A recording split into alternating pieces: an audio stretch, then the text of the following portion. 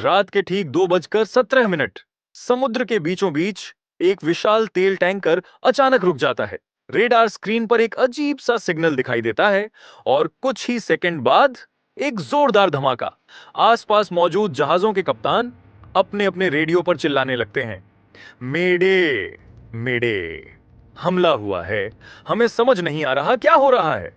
लेकिन सबसे चौंकाने वाली बात यह थी कि यह कोई सामान्य हमला नहीं था।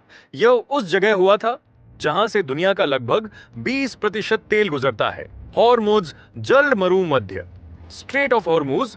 और यहीं से शुरू होती है एक ऐसी कहानी जो सिर्फ एक देश की नहीं, बल्कि पूरी दुनिया की अर्थव्यवस्था, राजनीति और भविष्य को प्रभावित कर सकती है। भाग एक, दुनिया की सबसे खतरनाक जलधारा, हॉर्मुज जल मरुमध्य, एक संकरा समुद्री रास्ता जो ईरान और ओमान के बीच स्थित है।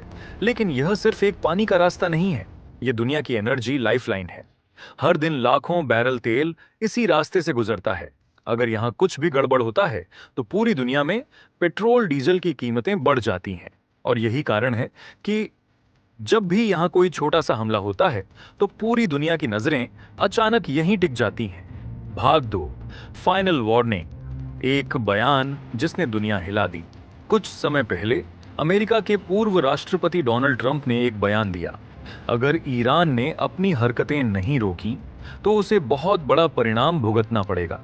यह सिर्फ एक सामान्य राजनीतिक बयान नहीं था, बल्कि एक फाइनल वार्निंग जैसा था। लेकिन सवाल यह है, आखिर ऐसा क्या हुआ कि बात यहां तक पहुंच गई?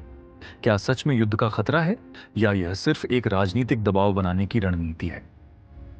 भाग 3, अमेरिका वर्सेस ईरान, दुश्मनी की जड़। इस कहानी को समझने के लिए हमें पीछे जाना होगा। साल 1979 में जब ईरान में इस्लामिक क्रांति, इस्लामिक रिवॉल्यूशन हुई और अमेरिका समर्थित सरकार को हटा दिया गया, उसके बाद से ईरान और अमेरिका के रिश्ते लगातार खराब होते गए। अमेरिका ने ईरान पर आर्थिक प्रतिबंध, सैंक्शंस लगाए।